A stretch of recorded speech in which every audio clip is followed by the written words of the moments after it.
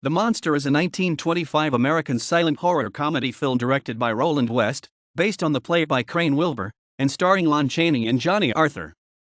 It is remembered as an antecedental old dark house movie, as well as a precedent to a number of horror film subgenres.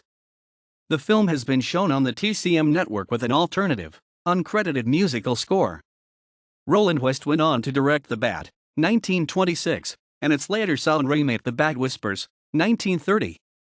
Johnny Goodlittle, Johnny Arthur, an aspiring detective, enters an abandoned sanatorium while investigating a disappearance. Here, he discovers that Ziska, a renegade mad doctor, has taken over the asylum.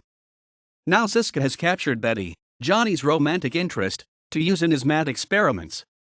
John Bowman, a wealthy farmer, is kidnapped one night after two mysterious men lure his car off the road. When the wreckage is discovered the next day, Constable Russ Mason, Charles Selin, forms a search party with Amos Rugg, Hallam Cooley, and Johnny Goodlittle. Amos and Johnny work at the general store in Danbury. They are in love with Betty Watson, Gertrude Olmsted, the store owner's daughter.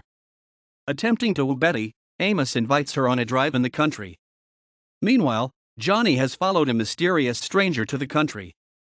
The strange man has lured Amos' car off the road and kidnapped the couple. Johnny accidentally enters a hidden tunnel, and all three end up at Dr. Edwards' sanitarium.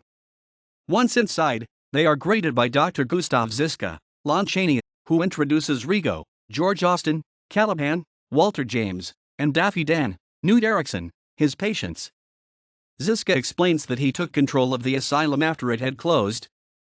After many attempts to expunge the three hostages, they are captured and sent to a dungeon, wherein Johnny finds Dr. Edwards and John Bowman kidnapped by Ziska and his cronies.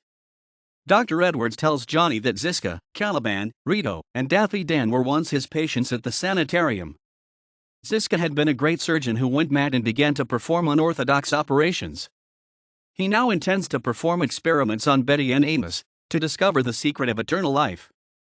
Amos and Johnny are captured and brought to Ziska's laboratory, where Betty lies fastened to a surgical bed. Amos is strapped to the death chair and connected to Betty through a transducer, which will exchange their souls. Johnny eludes Ziska's henchmen and escapes to the roof, sending up flares which are seen by policemen investigating the wreckage of Amos' car. Having escaped, Johnny masquerades as Rigo and begins to assist the doctor. He frees Betty and Amos and straps Ziska to the death chair. Caliban appears and, mistaking the figure in the chair as Amos, activates the transducer, removing Ziska's soul from his body. Because there is no one on the surgical bed, there is no soul to complete the exchange, and he is rendered lifeless. Realizing his mistake, Caliban is distracted and Johnny captures him. The policemen enter the laboratory to find that Johnny has successfully apprehended the magnet and located the missing persons. This is enough to gain him respect as an amateur detective, and to win Betty's heart and hand. Lon Chaney is Dr. Gustav Ziska. Johnny Arthur is Johnny Goodlittle. Gertrude Olmsted as Betty Watson. Hallam Cooley as Amos Rugg. Charles Selin as Russ Mason, a constable. Walter James as Caliban. Newt Erickson as Daffy Dan. George Austin as Rito. Edward McQuaid as Luke Watson, Betty's father. Ethel Wales as Mrs. Watson, Betty's mother. Herbert Pryor as Dr. Edwards. Matthew Betts as Detective Jennings in the play's 1933 revival. DeWolf Hopper played Dr. Ziska, one of his last roles. Walter James also played Caliban in the 1922 play. The genre and cinematic style of The Monster is ambiguous. Though preceded by several films such as The Cabinet of Dr. Caligari, it stands as an early mad scientist movie, and is arguably the first to feature the mad doctor with a cabal of minions to do his bidding. The picture also stands as an early example of an old dark house movie, even preceding The Old Dark House, 1932, itself. A distinguishing quality of The Monster which deviates from most horror films is its use of subtle humor in serious or dramatic situations. As in many conventional comedies, the protagonist Johnny Goodlittle is a comic relief character.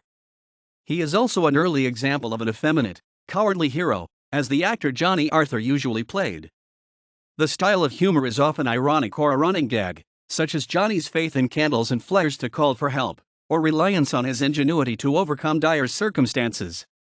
However, unlike many contemporary horror movies that involve comedic elements, The dramatic scenes and eerie effects of the monster are not intended to be campy, cf. The Toxic Avenger, 1985, nor are they the crux of the plot, cf. The Cat and the Canary, 1939. Critic Troy Howard stated viewers expecting a typical Lon Chaney vehicle are in for a major disappointment, as the actor doesn't show up into the picture. And while he admittedly makes for an alarming presence, it's not much of a role and doesn't allow him to evoke the kind of audience empathy one normally associates with a great actor.